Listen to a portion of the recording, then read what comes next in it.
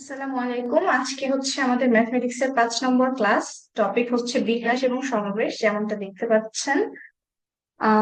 আমি হচ্ছে সরাসরি ক্লাসে চলে যাচ্ছি। রমজানের টাইমিংটা নিয়ে আসলে আমি অনেক ভেবে দেখলাম যে আসলে কখন ক্লাসটা নিলে ভালো হয়। তো রাতে যেহেতু সবার এখন একটু তারাবির একটু ব্যাপার থাকে, বা রমজানে দেখা যায় যে ইফতারের পর আমরা অনেকে এনার্জি ধরে রাখতে পারি না, সেই ক্ষেত্রে আমি এই টাইমটা সিলেক্ট করলাম যে রমজানে আপনারা একটু দুপুরে ক্লাস করেন। আর যেহেতু আপনাদের রমজানে হচ্ছে ইংলিশ ক্লাসটা হবে না, কারণ আপনাদের ভাইয়া হচ্ছে ট্রেনিং এ গেছে, তো ট্রেনিং থেকেও যখন ছুটিতে আসবে তখন আপনারা ইংলিশ ক্লাসগুলো আবার পাবেন। তো আপাতত শুধু মেন্টাল এবং ম্যাথের ক্লাসগুলোই রেগুলার হবে। আমি যতটুকু পারি নেওয়ার চেষ্টা করছি, যে কয়টা ক্লাস হয়। তো যাই হোক, আজকে বিন্যাস এবং সমাবেশ টপিকটা বলেছি, এইটাও এমন একটা টপিক যেটা হচ্ছে আপনার প্রত্যেক বিসিএস এ মোটামুটি একটা কোয়েশ্চেন আপনারা পাবেন। তো আহ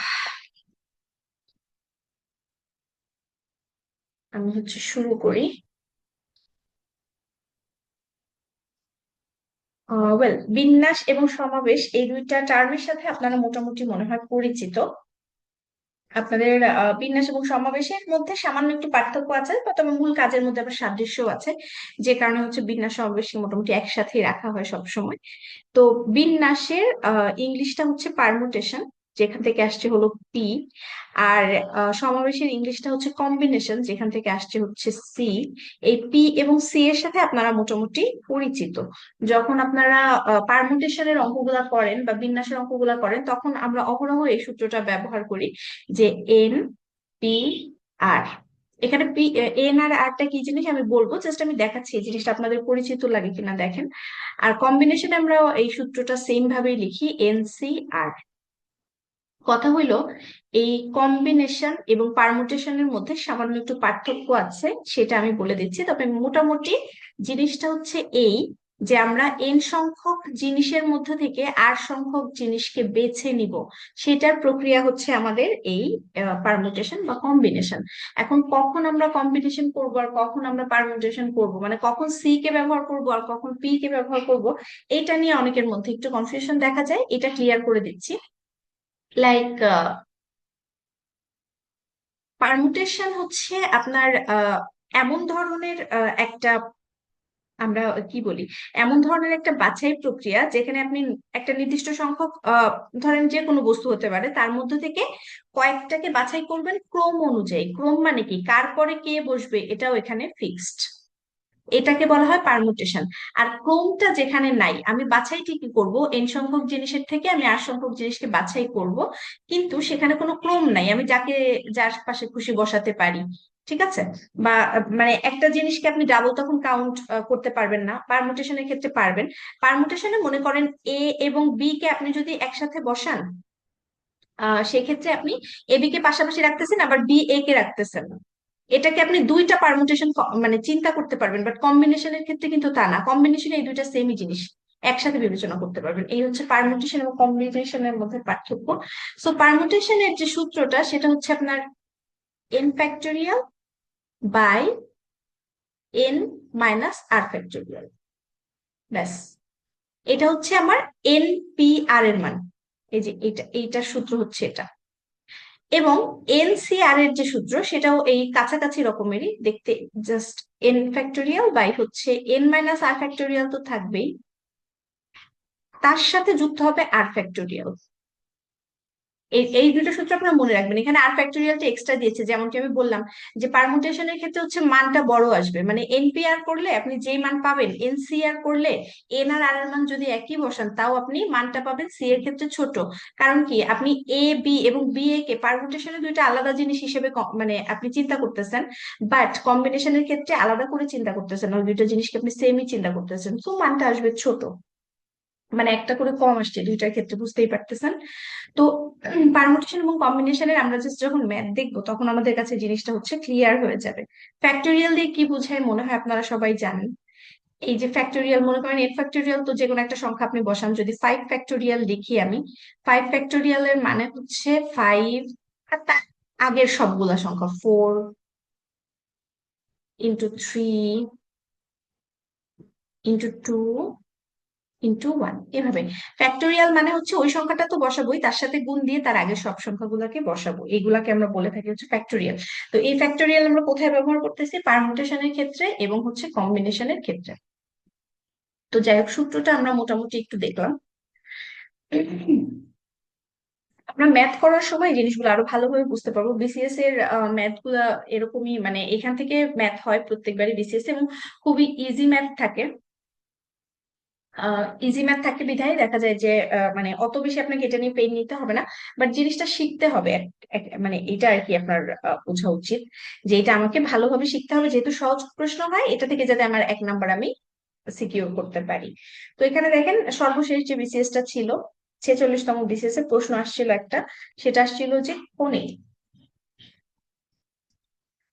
এই কোণিক শব্দটির অক্ষরগুলোকে আপনি কতগুলো বিন্যাস তৈরি করতে পারবেন, মানে এই অক্ষরগুলোকে আপনি এলোমেলো করে বিভিন্ন ভাবে লিখে কতগুলো বিন্যাস আপনি তৈরি করতে পারবেন। মানে কখনো সি প্রথমে আসে, তো কখনো তাকে দ্বিতীয়তে বসান, কখনো শেষে বসান, এভাবে। তো দেখেন নিয়মটা কি বললাম, এখানে আমার বিন্যাস বলেছে, সমাবেশ কিন্তু না। তো আমাকে পি দিয়ে কাজ করতে হবে। তো এন এর মান কত এখানে? 1 2 3 4 5টা। ঠিক আছে, 5টা থেকে আমাকে 5টা নিতে হবে, এটা বুঝেন। তাহলে আর আমার এখানে পি লিখারই কোনো প্রয়োজন নেই। আমাকে যেটা করতে হবে সেটা হচ্ছে, আমি যখনই দেখবো যে এরকম একটা বিন্যাসের কথা আমাকে বলতেছে যে আপনি এই অক্ষরগুলো থেকে নিয়ে কতগুলো বিন্যাস তৈরি করতে পারবেন, তখন আমি সরাসরি লিখে দেবো 5 ফ্যাক্টোরিয়াল। এবার এখানে একটা কাহিনী আছে যে আমাকে আর আলাদা করে চিন্তা করতে হচ্ছে না। আমাকে যখনই বলা হবে যে এতগুলো অক্ষর আছে, এগুলোকে আপনি এলোমেলো করে বিন্যাস করবেন, কতগুলো করা যাবে, তখন আমি সরাসরি যতগুলো অক্ষর আছে ততগুলোর একটা ফ্যাক্টোরিয়াল আগে লিখে নিব। তো আমি এখানে লিখছি 5 ফ্যাক্টোরিয়াল। 5 ফ্যাক্টোরিয়াল লেখার পরে এইবার এখানে একটা সমস্যা আছে, সমস্যা হচ্ছে সি হলো 2টা। এই সি যে 2টা, এবার সির মধ্যে তো কোনো পার্থক্য নেই, এটাও সি ওইটাও সি, এবার তো আর 5 ফ্যাক্টোরিয়াল আমি হিসাব করলে হবে না। আমাকে এই যে 2টা সি, এই 2টাকে একটা হিসাবে চিন্তা করতে হবে, কাজেই আমি নিচে ভাগ দিয়ে দিব হচ্ছে 2 ফ্যাক্টোরিয়াল দিয়ে। এখানে সি যদি 2টা না থেকে 3টা থাকতো তাহলে আমি নিচে দিতাম 3 ফ্যাক্টোরিয়াল। কিংবা সি এর সাথে আরো যদি কেউ ডাবল থাকতো, মনে করেন সিও 2টা আছে এনও 2টা আছে, এরকম যদি হতো তখন আমি আবার একটা 2 ফ্যাক্টোরিয়াল লিখে দিতাম। এটা জাস্ট আমি সামনে গিয়ে আপনাদেরকে আরো মানে বিস্তারিত বলতেছি, জাস্ট শুরু করলাম দেখানো যে জিনিসগুলো কিভাবে কাজ করে। তো এটা কিন্তু একটা বিসিএস এর কোয়েশ্চেন। আপনারা ভাববেন না যে আমি সোজা ম্যাথ দেখাচ্ছি, এই ম্যাথই আসে পরীক্ষায়। তো আমরা কি করলাম, কণিকের মধ্যে আমার অক্ষর আছে হলো 5টা, সো 5 ফ্যাক্টোরিয়াল হচ্ছে এটার বিন্যাস সংখ্যা হবে। এরপর আমি কি করব, ডাবল কেউ আছে কিনা দেখবো, ডাবল ট্রিপল যাই থাকুক সেটাকে আমার নিচে কি করতে হবে, ডাবল আছে বলে 2 ফ্যাক্টোরিয়াল দিয়ে ভাগ করতে হবে। এটাই হবে অ্যান্সার। তো 5 ফ্যাক্টোরিয়াল মানে আমি কি বলছি, 5 × 4 × 3 × 2 × 1। তো 2 ফ্যাক্টোরিয়াল মানে কি 2 × 1, তাহলে 2 1 এই দুটো ক্যান্সেল হয়ে গেলে বাকিটুকু গুণ করলে যা আসবে এটাই হচ্ছে আমার অ্যান্সার হবে। 4 × 5 = 20, 3 × 20 = 60, 60 হবে অ্যান্সার। তো এইভাবে আমরা হচ্ছে ম্যাথ গুলা ইজিলি করতে পারবো। তো দেখেন আরো বিসিএস এর কোয়েশ্চেন যদি দেখেন, বিসিএস 45তম বিসিএস এ একটা কোয়েশ্চেন আছে, সেটা হচ্ছে আসছিল 0 1 2 3 4, এই অঙ্কগুলি দিয়ে কতগুলা 5 অঙ্কের অর্থপূর্ণ সংখ্যা গঠন করা যাবে। এখানে দেখেন অঙ্কই আছে 5টা। ঠিক আছে, এখন 5টা অঙ্ক আছে, 5 অঙ্কের আমি একটা কি করব, অর্থপূর্ণ সংখ্যা গঠন করবো। আমার কথা আগেই আমি 5 ফ্যাক্টোরিয়াল লিখবো। ওই যে আপনাদেরকে একটু আগে বললাম যে 5টা থেকে 5টাই নিয়ে যখন আমাকে বানাতে হবে, তখন আমি এখানে জাস্ট 5 ফ্যাক্টোরিয়াল লিখবো, আর কোনো সূত্রের আমার দরকার নেই। যখন বলা হবে 5টা থেকে 3টা নিয়ে বানান, 5টা থেকে 2টা নিয়ে বানান, তখন আমি ওই এনপিআর এনসিআর এগুলা দিয়ে করতে যাব। তো আমাকে যখন 5টা থেকে 5টাই নিতে বলতেছে, আগে একটা 5 ফ্যাক্টোরিয়াল লিখবো, এই হলো কথা। এবার দেখেন 5 ফ্যাক্টোরিয়াল করলে মান কত আসে, 5 × 4, একটু আগে আমরা দেখলাম যে 5 ফ্যাক্টোরিয়াল করলে কত আসে, ওখানে 60 ছিল, আরো 2 গুণ হবে 120। 5 ফ্যাক্টোরিয়ালের মান আসবে 120। এবার কথা হচ্ছে, এখানে 5টাই অঙ্ক আসে, মানে এখানে 0 1 2 3 4 5টা অঙ্ক আছে, 5 অঙ্কেরই অর্থপূর্ণ সংখ্যা চাচ্ছি। এবার জিরোকে সামনে রাখলে তো আর অর্থপূর্ণ সংখ্যা হচ্ছে না। জিরো যখন সামনে রাখতেছি তখন তো এটা 4 অঙ্কের সংখ্যা হয়ে যাচ্ছে, তাই না? তাহলে জিরোকে আমার কি করতে হবে, বাদ দিতে হবে। তো জিরোকে আমি যদি সামনে রাখি তাহলে আমি কয়টা সংখ্যা টোটাল পেতে পারি, শূন্যকে সামনে রেখে আমি মোট বাকি 4টা সংখ্যাকে কতভাবে সাজাতে পারি, 4 ফ্যাক্টোরিয়াল। তাহলে এই সংখ্যাগুলো হচ্ছে আমার অর্থপূর্ণ সংখ্যা না, পাঁচ পাঁচ অঙ্কের। কারণ শূন্য যখনই সামনে থাকবে এটা আমার হয়ে যাবে কি 4 অঙ্কের সংখ্যা, তখন আর আমি এটাকে ইনক্লুড করতে পারবো না এখানে। ওটা আমার অ্যান্সার থেকে বাদ দিতে হবে। তাহলে আমি টোটাল পাইছিলাম 120টা, এখান থেকে বাদ দিতে হবে কত, 4 ফ্যাক্টোরিয়াল। কারণ জিরোকে সামনে রেখে বাকি 4টাকে আমি কতভাবে সাজাতে পারি? 4 ফ্যাক্টোরিয়াল, এই সংখ্যাগুলো আমার অবশ্যই এর মাঝখান থেকে বাদ যাবে। তাহলে 4 ফ্যাক্টোরিয়াল করলে কত হয়? 4 × 3 × 2 মানে 24 হবে। তো 24 বাদ দিয়ে দিলে এখানে যা আসবে সেটাই হবে অ্যান্সার। এটাও ছিল একটা বিসিএস এর কোয়েশ্চেন। তো আমরা হচ্ছে বিন্যাস এবং সমাবেশ গুলা সবসময় আমাদের পরীক্ষায় আসে, একটু মাথাটা ঠিক মতো খাটালে এখান থেকে আপনারা একটা নাম্বার সিকিউর করতে পারবেন। তো আরো একটা অঙ্ক আমি দেখাবো।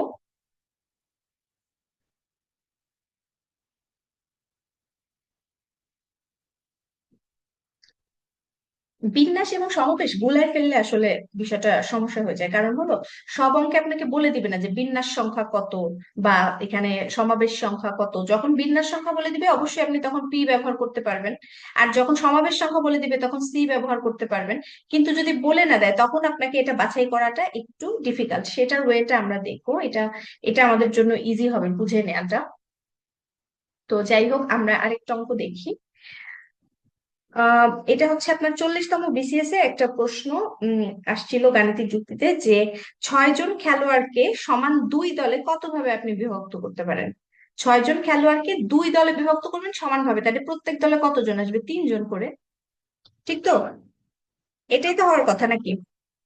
তাহলে আমরা এটা কিভাবে মনে করেন কি বলে, 6 জন খেলোয়াড়কে আমরা সমান দুই ভাগে বিভক্ত করতে চাচ্ছি। তো আমরা 6 জন খেলোয়াড়কে যদি দুইটি দলে ভাগ করতে চাই, প্রতি দলে মানে 3 জন করে থাকবে। 6 ফ্যাক্টোরিয়াল থেকে আমার হচ্ছে কয়টা করে আসতেছে, মানে আমার কি বলে,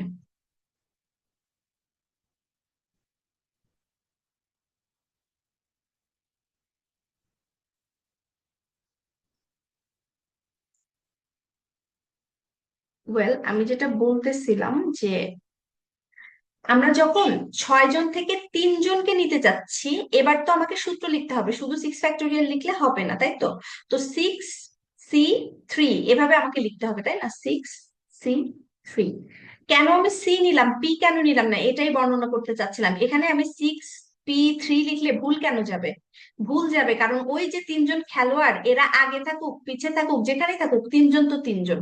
প্রথমে আমি একজনকে সিলেক্ট করলাম, তারপর আরেকজনকে সিলেক্ট করলাম, তারপর আরেকজনকে সিলেক্ট করলাম।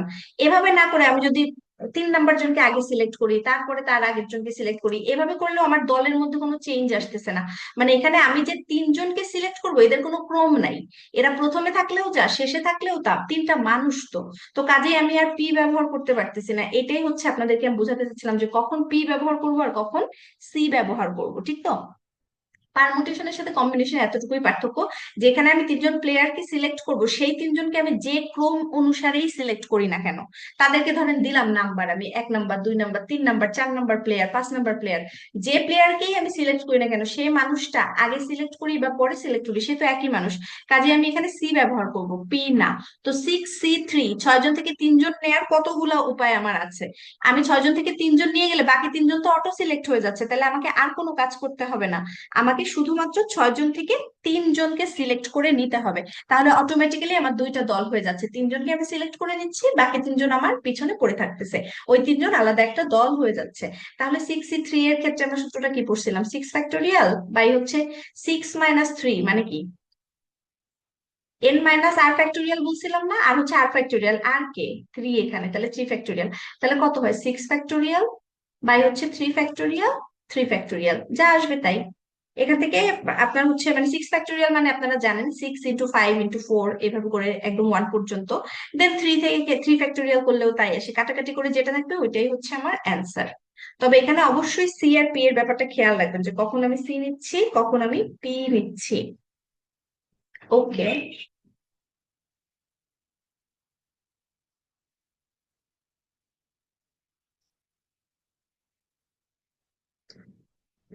ওকে, এখন আরেকটা অঙ্ক দেখাচ্ছি, এটা হচ্ছে আপনার 38তম বিসিএস এর একটা ম্যাথ। 38তম বিসিএস এর ম্যাথটা আসছে। তার আগে একটা মিনিট একটু।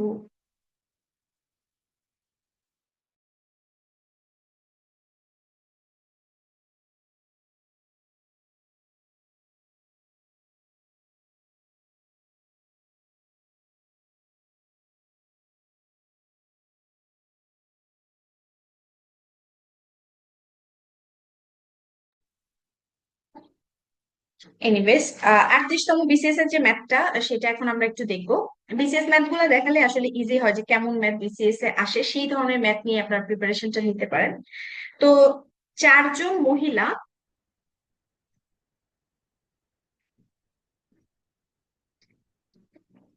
আর আছে হচ্ছে 6 জন পুরুষ। এর মধ্যে থেকে 4 সদস্য বিশিষ্ট আপনি একটা কমিটি গঠন করবেন, যেটার মধ্যে হচ্ছে একজন পুরুষ সর্বদাই উপস্থিত থাকবে। তো একজন পুরুষ আমার ফিক্সড হয়ে গেল, সে সবসময় কমিটির মধ্যে আছে। তাহলে আমার 4 জন সদস্যের একটা গ্রুপ করতে গেলে একজন যদি অলওয়েজ ফিক্স থাকে, তাহলে জায়গা আছে আর কয়টা? 3টা। আর 3 জনকে আমার সিলেক্ট করতে হবে কাদের মধ্যে থেকে? এই 4 জন মহিলা থেকে আর 5 জন পুরুষ থেকে, কারণ একজন তো আগেই নিয়ে ফেলছি। তাহলে মহিলা আর পুরুষ মিলে এখন আছে টোটাল 9 জন। তার মধ্যে থেকে আমি নিব কয়জন? 3 জন। ব্যাস, এটাই তো অঙ্ক। এটাই আসছিল 38তম বিসিএস, এবং এই ধরনের সোজা ম্যাথই আসে যেটা। ও, এখানেও আবার বলি, এখানেও আপনাকে বলা হয়েছে যে কত প্রকারে আপনি কমিটি গঠন করতে পারেন। বিন্যাস বা সমাবেশ কিন্তু আপনাকে সরাসরি বলে দেয়নি। আপনি কেন সি নিচ্ছেন? কারণ মহিলা বা পুরুষ কখনোই ক্রম অনুসারে আলাদা হয়ে যায় না। আমি একজন মহিলাকে সামনেও রাখতে পারি, পরেও রাখতে পারি, পুরুষকেও তাই। তাদেরকে আমি কখনোই যদি ক্রম আলাদা করে দিই, তাতে আমার দলটা আলাদা হয়ে যাচ্ছে না। এটা সবসময় মনে রাখবেন। ক্রম বা অর্ডার যখন আমাদের আসে, তখন আমরা পারমুটেশনের ক্ষেত্রে ওইটা কনসিডার করি, যখন আমাকে আগে পরের একটা বিষয় আছে। একটু পরেই আমরা ম্যাথ দেখবো পারমুটেশনের, তখন এটা আপনারা ক্লিয়ার হয়ে যাবেন। বাট পুরুষ বা মহিলার ক্ষেত্রে আমি যে ক্রমেই নিই না কেন, আমার টিমের মধ্যে কোনো চেঞ্জ আসবে না। কাজে আমি এখানে 9 জনের থেকে 3 জনকে বাছাই করব কম্বিনেশনের থ্রুতে। তাহলে NC3 এর সূত্র কি? N ফ্যাক্টোরিয়াল বাই হচ্ছে n থেকে 3 চলে, মানে n থেকে 8 চলে গেলে কত থাকে? এখানে হচ্ছে আমার 6 থাকে।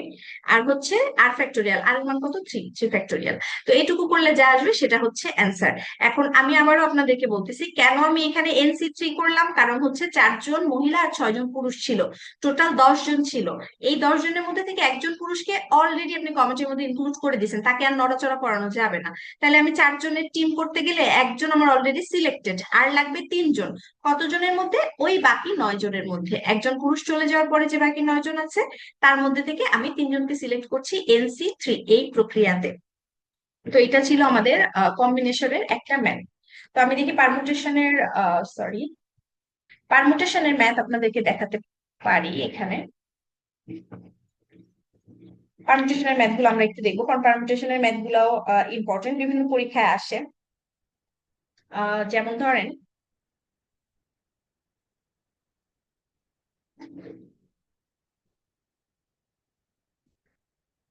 পারমুটেশন দিয়ে আমরা যদি ম্যাথ করতে চাই, তাহলে কোন বিসিএস এর ম্যাথে পারমুটেশন আমি খুঁজতেছি।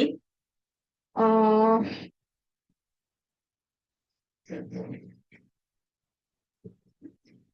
ওয়েল, একটা ম্যাথ আমি পাইছি, বিসিএস এর ম্যাথ পাচ্ছিলাম না, সেই জন্য একটা মানে এমনি জাস্ট এক্সারসাইজ থেকে ম্যাথ আপনাদেরকে দেখাচ্ছি। পারমুটেশনের ম্যাথ গুলা কেমন হয় দেখেন। এখানে বলা হচ্ছে 1 2 3, তারপর হচ্ছে 5 6 7। এর মধ্যে থেকে এই মানে এই যে অঙ্কগুলো এখানে কতগুলো আছে? 3 আর 3 6টা।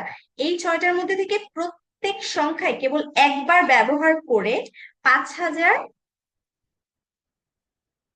থেকে 6,000-এর মধ্যে কতগুলো সংখ্যা আমি গঠন করতে পারি, সেটা হচ্ছে আমাকে এখান থেকে দেখাতে হবে। তো এবার আমাকে পারমুটেশন কেন ব্যবহার করতে হবে আমি আপনাদেরকে বলে দেই। কারণ দেখেন, 5,000, 5,000 বা 6,000-এর মধ্যে যদি আমি কোনো সংখ্যা পেতে চাই, তাহলে অবশ্যই আমাকে সেই সংখ্যার প্রথমে 5 থাকতে হবে। 5 থেকে 6,000-এর মধ্যে আমি চাচ্ছি, তাহলে 5 তো অবশ্যই ফার্স্টে থাকতে হবে। 5,000 থেকে 6,000, আপনি একটু চিন্তা করে দেখেন যে 5,000 থেকে 6,000-এর মধ্যে আপনি যে সংখ্যাটাই পিক করেন না কেন, সেটা 5,000, 5,000 থেকে বড় এবং 6,000 থেকে ছোট, মানে 5 দিয়ে শুরু, তাই তো? তো এখন আমি 5 কে স্থির রাখবো এখানে, 5 আর নড়াচড়া করা যাবে না। এবার আর কয়টা জায়গা ফাঁকি আছে? 1 2 3টা জায়গা ফাঁকা আছে। এই 3টা জায়গা আমি বাকি 5টা অঙ্ক থেকে হচ্ছে সিলেক্ট করব। বুঝতে পারছেন? এখানে 5-এর পরে আর 3টা জায়গা আছে। এখন আপনি বলবেন যে আপনি কেন পারমুটেশন এবার নিব, কম্বিনেশন কেন নিব না? কারণ বলা হয়েছে অঙ্কগুলোকে আপনি একবারই ব্যবহার করতে পারবেন। যে কোনো একটা সংখ্যা এখানে বসায় ফেলার পরে আর সেটাকে অন্য কোথাও বসাতে পারবেন না। এখানে ক্রমের একটা ব্যাপার আছে। ক্রমের ব্যাপার না থাকলে কিন্তু এখানে আমরা সি দিয়ে কাজটা করতে পারতাম। আপনি যদি এখানে 3 কে বসায় ফেলেন, তারপর যাই বসান, মনে করেন 5 বসান, 7 বসান, এইটা আমি কি করলাম, একটা আলাদা সংখ্যা। এবার 3, 5, 7 এগুলোকে যদি আবার আমি একটু চেঞ্জ করে দিই, 5 এর জায়গায় মনে করেন 7 দিলাম আর এখানে 5 দিয়ে দিলাম, এখন বলেন সংখ্যাটা চেঞ্জ হয়ে গেল নাকি একই থাকলো? কম্বিনেশন হলে তো সংখ্যাটা চেঞ্জ হইতো না, একই জিনিস থাকতো অর্ডার চেঞ্জ করে দিলে। কিন্তু পারমুটেশন বিধায় যখন আপনি 5 আর 7 কে এক্সচেঞ্জ করে দিচ্ছেন, দুইটা আলাদা সংখ্যা চলে আসতেছে। আবার 3 আর 5 কে আলাদা জায়গায় যদি এক্সচেঞ্জ করেন, মনে করেন 5-এর পরে 3 না বসাই, এই যে 5 বসালাম, তারপর 7 বসালাম, তারপর কি বসালাম, 3 বসালাম, এখানে যা বসাইছিলাম এখানেও তাই বসাইছি, কিন্তু দুটো কি একই সংখ্যা? কখনোই না। এই ক্ষেত্রে আমরা সব সময় পারমুটেশন ব্যবহার করব, যেখানে আমার অর্ডারের কারণে বা পজিশনের কারণে আমার জিনিসটাই চেঞ্জ হয়ে যাচ্ছে এবং দুইটাকে আলাদা আলাদা আমার কনসিডার করতে হচ্ছে, সেইখানে আমি বসাবো পারমুটেশন। তাহলে আমি কি করব, এই যে তিনটা জায়গায় আমি 5টা সংখ্যা থেকে বসাবো, কাজে আমার কি সূত্র আসবে, 5p3। এখানে সি না বসাই পি কেন বসালাম, এটা দিয়ে আপনাদের কনফিউশন থাকলে অবশ্যই কমেন্টে বা টেক্সটে বলবেন। এই জিনিসটা খুব সুন্দরভাবে মাথায় ঢুকায় নিবেন, যে যখনই আমি এই যে সেম জিনিস মনে করেন 3, 5, 7, এটাকে তো আমি সিলেক্ট করলাম, এখানে কতগুলো আছে, এই তিনটা আর এই দুইটা আমার এক্সট্রা আছে, 5কে আমি অলরেডি ফিক্স করে ফেলছি, আর ব্যবহার করতে পারবো না 5কে, কারণ বলা হয়েছে যে অঙ্কগুলোকে আপনি প্রত্যেকটাকে একবার ব্যবহার করতে পারবেন। ঠিক আছে, তো একবার ব্যবহার করতে পারলে 5 অলরেডি আমার সিলেক্টেড, আর নিতে পারবো না। এবার এই 5টার মধ্যে থেকে যে কোনো তিনটা আমি সিলেক্ট করব। তো আমি সিলেক্ট করব, মনে করেন প্রথমে একবার সিলেক্ট করলাম 3, 5, 7, এইটা দিয়ে দেখেন কতগুলা হয়, বিন্যাস হয়। 5কে আপনি আগে বসাতে পারেন, 5কে মাঝখানে বসাতে পারেন, 5কে শেষেও বসাতে পারেন, বাকি দুটোকেও তাই করতে পারেন। এবং প্রত্যেকটা ক্ষেত্রে আপনি যখনই ওলট পালট জায়গায় বসান, তখনই নতুন একটা সংখ্যা চলে আসে। এই জিনিসটাকে বলা হচ্ছে পারমুটেশন। সবসময় এটার মানটা কম্বিনেশনের থেকে বেশি হবে, কারণ কম্বিনেশন হইলে এই তিনটা সংখ্যা দিয়ে আপনি একটাই সংখ্যা পাইতেন, কম্বিনেশন হইলে এটা চেঞ্জ করাতে আপনার কিছু যায় আসতো না। ঠিক আছে, আর যখন আমরা পারমুটেশনে যাচ্ছি তখন অনেক কিছু যায় আসে।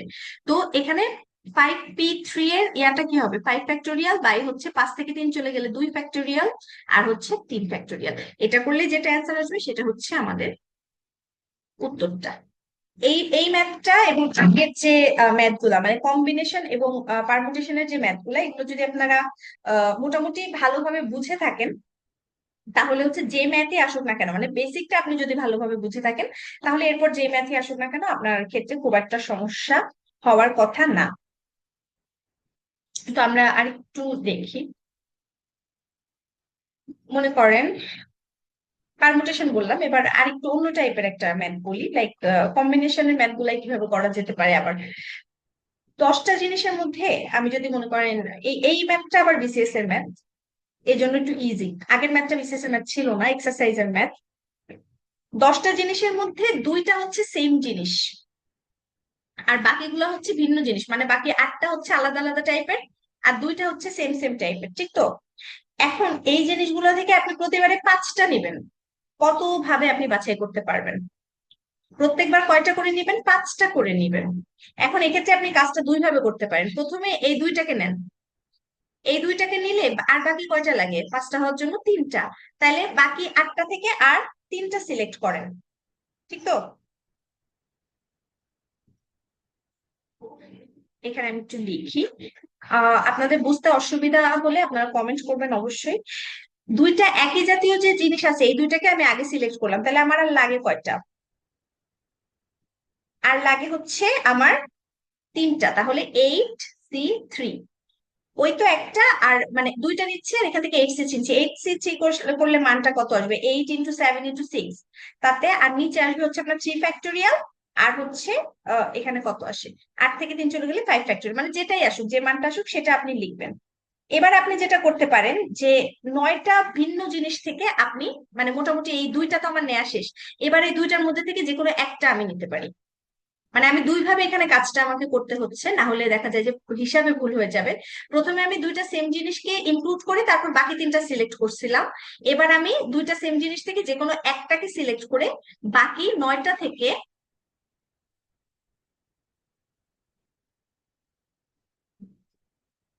বাকি 9টা থেকে, আচ্ছা এখানে লিখতে একটু সমস্যা হচ্ছে,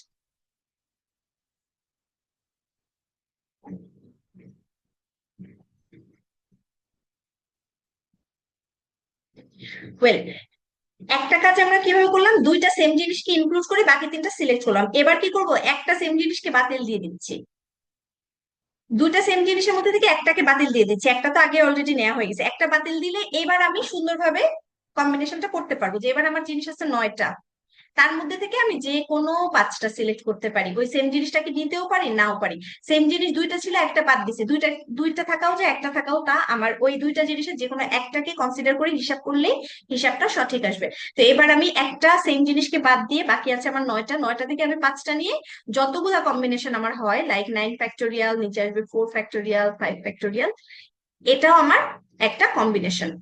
এই দুইটা জিনিস মানে এখানে আমি 8C3 করে আর 9C5 করে যা পেলাম, এই দুইটা জিনিসকে যোগ করলে আমার টোটাল কম্বিনেশনটা চলে আসবে। এটাই হচ্ছে আমাদের একটা 37তম বিসিএস এর কোয়েশ্চেন আসছিল। তো যখনই আপনাকে বলা হবে যে একই ধরনের জিনিস আছে, একই ধরনের জিনিস থাকলে আপনি একটা ধরে হিসাব করবেন, আর ওই বাকি সবগুলাকে একবারে ঢুকায় ইনক্লুড করে একটা হিসাব করবেন। এই হচ্ছে আমাদের পদ্ধতিটা। ওকে, এছাড়া আর কি ধরনের ম্যাথ আছে আপনাদেরকে একটু আমি দেখাই।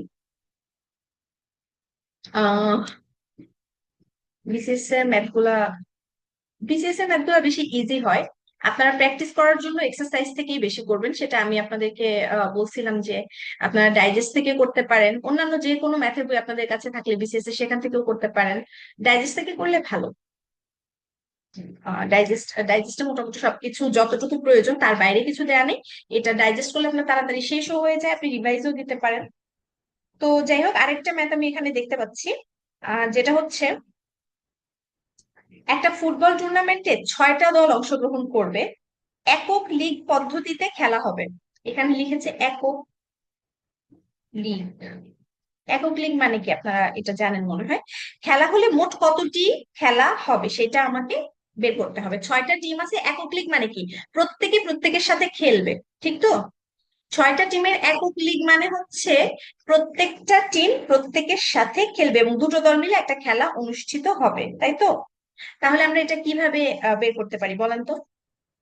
6, আমার 6টা থেকে কয়টা করে নিতে হবে, 2টা করে। এখানে আবার আমি সি ব্যবহার করতেছি, সি কেন ব্যবহার করতেছি, কারণ 6টা থেকে 2টা দল আমি সিলেক্ট করলে তাদের ক্রম যাই হোক, 2টা দল তো 2টা দল, এদের কোনো চেঞ্জ করার আমার সুযোগ নাই। তো 6টা থেকে 2টা দলকে আমি সিলেক্ট করলে আমার 6 ফ্যাক্টোরিয়াল, 4 ফ্যাক্টোরিয়াল, 2 ফ্যাক্টোরিয়াল যাই আসুক না কেন, এখান থেকে আমি অ্যান্সারটা হচ্ছে পেয়ে যাব। এটা আপনারা অন্যভাবেও চাইলে হিসাব করে দেখতে পারেন, মানে একই রকম আর কি মনে হবে আপনাদের কাছে। যে যে কোনো একটা দলকে আপনি যদি সিলেক্ট করেন, সেই দলের আসলে কতগুলা খেলা লাগতেছে।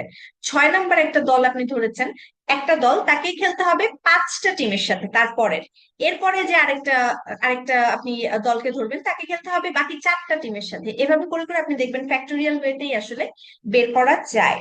তো এই অঙ্কগুলো খুব সহজ ছিল। একটু ডিফারেন্ট টাইপের ম্যাথ আমি চাচ্ছি যে আপনাদেরকে একটা দেখাই দিই। মাঝে মধ্যে আসে, যদিও বইগুলাতে একটু অনেক সময় দেখা যায় যে বেশি হার্ড টাইপের কোয়েশ্চেন থাকে, ওগুলো আবার বিসিএস এ আসে না। বিসিএস এর মূল বিষয়টা হচ্ছে, বিসিএস এ যে কোয়েশ্চেন গুলো আসে সেগুলো শুধু ম্যাথ না, যে কোনো সাবজেক্টেরই বেসিক কোয়েশ্চেন গুলো আসে। কারণ বিসিএস টা দেয় হচ্ছে আপনারা সায়েন্সের, আর্টস এর, কমার্সের প্রত্যেকটা সেক্টর থেকে মানুষ পরীক্ষা দেয়, তাই কারোর জন্যই যাতে কোনো একটা সাবজেক্ট খুব বেশি টাফ না হয়ে যায়, সেজন্য একদম বেসিক কোয়েশ্চেন গুলাই করা হয়। তো দেখেন একটা ম্যাথ আপনাদেরকে দেখাই, এই টাইপের ম্যাথ গুলা খুব সুন্দর, বেসিক ক্লিয়ার করতে এই ম্যাথ গুলা হেল্প করে। তো আমি এখানে দেখতেছি 7 জন পুরুষ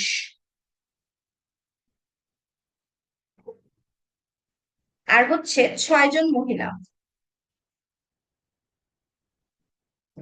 এদের মধ্যে থেকে 5 সদস্যের একটা কমিটি আপনাকে নির্বাচিত করতে হবে, যাতে সব সময় কমিটিতে অন্তত 3 জন পুরুষ থাকে।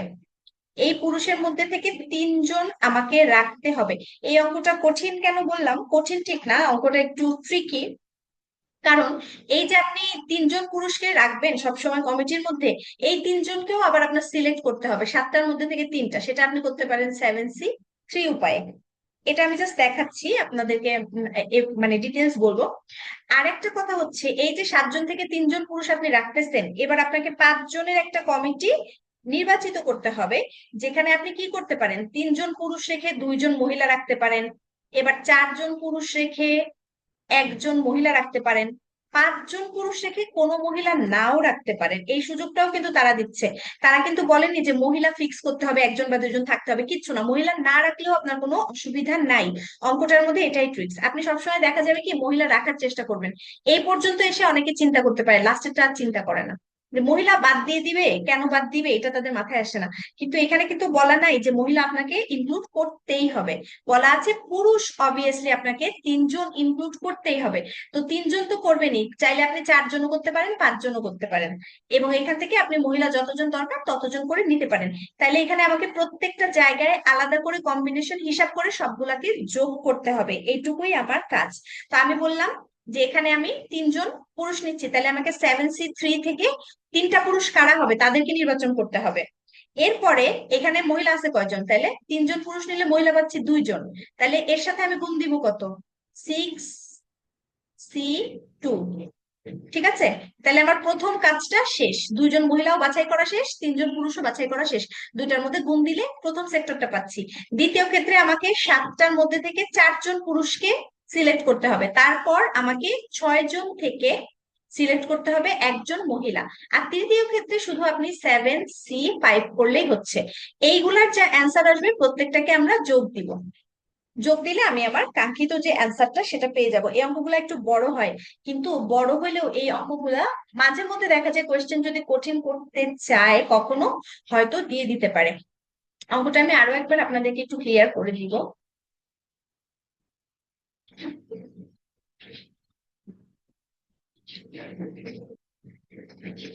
7 জন পুরুষ ছিল, 6 জন মহিলা ছিল, আমাকে সিলেক্ট করতে বলছে 5 জন, এবং তার মধ্যে শর্ত দিছে 3 জন পুরুষ থাকতেই হবে। বলা আছে কি, মানে এখানে সুন্দরভাবে বলা আছে অন্তত 3 জন পুরুষ, অন্তত 3 জন পুরুষ মানে হচ্ছে 3 জন তো থাকবেই, তার সাথে আরো বেশিও থাকতে পারে, মহিলা না থাকলেও এদের ক্ষেত্রে কোনো সমস্যা নাই। তো 3 জন যখন পুরুষ নিচ্ছি আমাকে মহিলা নিতে হবে 2 জন, 5 জন বানাইতে গেলে।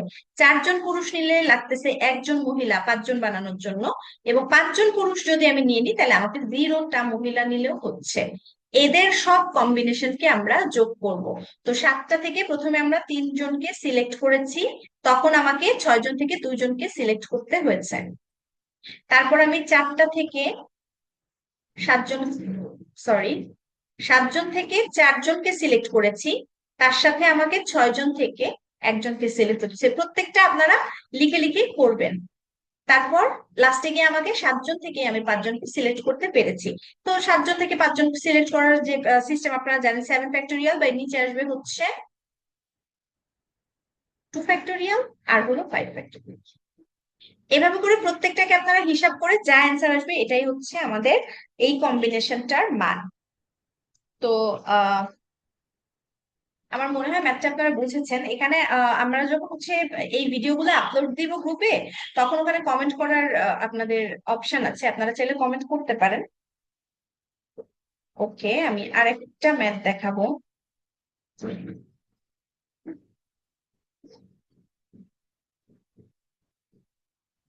ওকে, এখানে একটা ম্যাথ আমি দেখতে পাচ্ছি যেটা হচ্ছে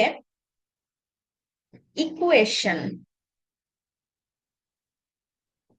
ইকুয়েশন বর্ণ, মানে ইকুয়েশনের ব্যঞ্জন বর্ণগুলোকে বিজোড় স্থানে রেখে শব্দটির অক্ষরগুলোকে কত প্রকারে সাজানো যায়। দেখছেন অর্ডার ফিক্সড করে দিছে, তার মানে অবশ্যই পারমুটেশন দিয়ে আমাদেরকে করতে হবে। ইকুয়েশনে ব্যঞ্জন বর্ণ আছে কয়টা দেখেন, কিউ আছে, টি আছে, আর হচ্ছে এন আছে, 3টা আছে। ঠিক আছে, আর ইকুয়েশনে মোট কতগুলো আছে, 1 2 3 4 5 6 7 8টা। আমার জায়গা আছে হচ্ছে 8টা, 1 2 3 4 5 6 7 8। 8টা জায়গার মধ্যে আমি ইকুয়েশনের যে শব্দগুলো, মানে ইকুয়েশনের যে ব্যঞ্জন বর্ণগুলো, এগুলোকে হচ্ছে আমি কোথায় বসাবো, আমি বসাবো হচ্ছে বিজোড় স্থানে। তো বিজোড় আছে কয়টা, 1 3 5 7। এই 4টা হচ্ছে আমার বিজোড় স্থান। এখানে আমার বসাতে হবে হচ্ছে এই কিউ, টি, আর এন, 3টাকে। তাইলে 4টা জায়গায় আমি 3 জনকে বসাবো, এটা আমি কিভাবে সিলেক্ট করতে পারি, 4P3, এই উপায়। পারমুটেশন কেন নিচ্ছে অবশ্যই আপনাদের কাছে এতক্ষণে ক্লিয়ার হয়ে গেছে, যে আমি অর্ডার চেঞ্জ করলে যেখানে আমার জিনিসটা টোটাল চেঞ্জ হয়ে যাচ্ছে। এখানে যদি আমি কিউ কে আগে বসাই, টি কে পরে বসাই, এন কে তারপরে বসাই, একটা জিনিস দাঁড়াবে। এরপর যদি আমি টি কে আগে বসাই, কিউ কে পরে বসাই, এন কে তারপরে দিই, তাহলে আরেকটা জিনিস দাঁড়াবে। এরা যখনই আপনার অর্ডার চেঞ্জ করতেছে, জিনিসটাই টোটাল চেঞ্জ হয়ে যাচ্ছে, তাদেরকে আলাদা আলাদা করে আপনার কাউন্ট করতে হচ্ছে। কম্বিনেশনের ক্ষেত্রে কিন্তু আমরা এটা করি না। যখনই আপনাদের মানে অর্ডারের সাথে সাথে এক একটা করে ওয়ার্ড চেঞ্জ হয়ে যাচ্ছে, আপনাকে বুঝতে হবে এটা আমার পারমুটেশনে যাবে। তো আমি চারটা জায়গায় তিনটা ব্যঞ্জন বর্ণকে বসাবো 4p3 এই উপায়ে। এবার বাকি আছে কয়টা জায়গা? 1, 2, 3, 4। এই চারটা জায়গায় আমি কাদেরকে বসাবো বলেন তো? এই চারটা জায়গায় এবং আরো একটা বিজোড় জায়গা বাদ থাকবে, কারণ আমার তো এখানে তিনটা বসাতে পারতেছি ব্যঞ্জন বর্ণ, আর একটা জায়গায় তো আমি ব্যঞ্জন বর্ণ বসাতে পারছি না। তাহলে সেই জায়গাটাতেও আমার যে কোনো একটা ভাওয়েলকেই বসাতে হবে বা স্বরবর্ণকেই বসাতে হবে। তো আমি চারটা থেকে তিনটা সিলেক্ট করলাম, আমার ব্যঞ্জন বর্ণগুলো বসানো শেষ। এবার বাকি যে পাঁচটা আছে তাদেরকে আমি কি করব? পাঁচটা আকারে বসাই দিব, যে কোনো পাঁচটা আমি যে কোনো পাঁচ জায়গায় বসালেই আমার হচ্ছে। তাহলে এই 5p5 এর অ্যান্সারটা যা আসবে, ওই যে 5 ফ্যাক্টোরিয়াল যেভাবে নিয়ম আর কি। তো 5 ফ্যাক্টোরিয়াল, আর এখানে হচ্ছে আপনার 4p3 করলে কত আসে? 24 আসে। আর এই 5 ফ্যাক্টোরিয়াল করলে আসে হচ্ছে আমার 120। তাইলে আমার টোটাল বিন্যাস সংখ্যা কত হবে? এই 24 × 120। অঙ্কটা আমি আরো একবার ক্লিয়ারলি আপনাদেরকে বলে দিচ্ছি।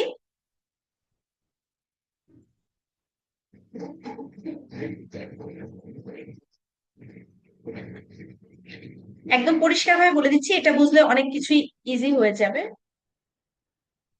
ইকুয়েশনের তিনটা ব্যঞ্জন বর্ণ, এই তিনটাকে আমার বসাতে হবে হচ্ছে, এই যে ইকুয়েশনে আমার টোটাল আছে 8টা জায়গা, এদের মধ্যে চারটা জায়গা আমি পাচ্ছি হচ্ছে বেজোড়। এই বেজোড় জায়গাগুলোতে আমার বসাতে হবে তিনটা কনস্ট্যান্ট, আরো একটা জায়গা ফাঁকা থাকবে। এবং আরো যে বাকি চারটা জায়গা আছে, এই জায়গায় আমি আমার অন্যান্য যে ভাওয়েল গুলো আছে তাদেরকে বসাতে পারবো। তো চারটা জায়গায় আমি তিনটা ব্যঞ্জন বর্ণ বসাচ্ছি 4p3 উপায়, তার সাথে আমি গুণ দিব হচ্ছে 5 ফ্যাক্টোরিয়াল। কারণ কি? পাঁচটা জিনিসকে আমি পাঁচটা জায়গায় বসাচ্ছি, এটার পদ্ধতিটা হচ্ছে 5 ফ্যাক্টোরিয়াল। ঠিক আছে? তো এইটার যা অ্যান্সার আসবে এটাই আমার মূলত এই অঙ্কের অ্যান্সার। এই ধরনের ম্যাথ অনেক সময় আসতে পারে যদি আপনাদেরকে একটু হার্ড কোয়েশ্চেন কখনো পিএসসি করার ইচ্ছা হয়। তো আপনাদের এই যে ম্যাথ গুলা, এগুলা জাস্ট প্র্যাকটিস করবেন ডাইজেস্ট থেকে। আমি আপনাদেরকে বলেছিলাম প্র্যাকটিস করে করে গ্রুপে সেগুলো জানানোর জন্য, আপনারা করেছেন কিনা আমি জানি না। আজকেও সেম কথা বলতেছি, যে আপনারা এই পারমুটেশন কম্বিনেশনে কিছু ম্যাথ আপনাদের কাছে যে বই থাকুক না কেন, সেখান থেকে একটু প্র্যাকটিস করবেন। প্র্যাকটিস করলে জিনিসটা বুঝতে পারবেন যে কোথায় আটকাচ্ছে, কোথায় বাড়তেছে। তখন পরে গিয়ে আমরা দেখা যাবে যে এগুলোর যে সলভ ক্লাস, সেগুলো দিতে পারবো।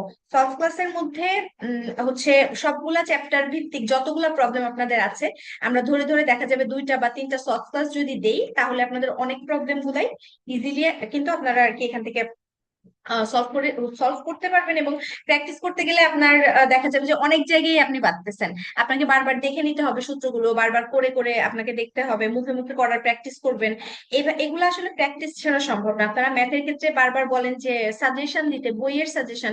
আমি বইয়ের কোনো সাজেশন দিচ্ছি না, বই যে কোনো একটা পড়েন, তাতে কোনো সমস্যা নাই, কিন্তু প্র্যাকটিসটা করতে হবে। আমার মনে হয় না ক্লাসগুলো আপনারা দেখে দেখে বাসায় প্র্যাকটিস তেমন করেছেন, কারণ প্র্যাকটিস করলে আপনারা গ্রুপে সেগুলো হয়তো সাবমিট করতেন।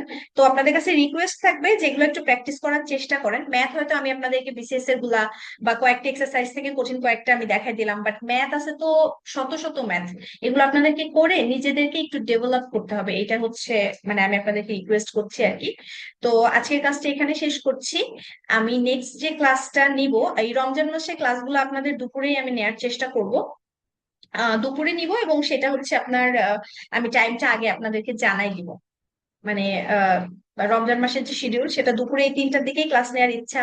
তারপরেও যদি কোনো চেঞ্জ হয় সেটা জানাই দিব, আর যেদিন ক্লাস হবে সেদিন বা তার আগের দিন আমি আপনাদেরকে হচ্ছে গ্রুপে সেটা আপনাদেরকে একটা অ্যানাউন্সমেন্ট করে দিব। তো ভালো থাকবেন আপনারা। আজকের মতো আল্লাহ হাফিজ।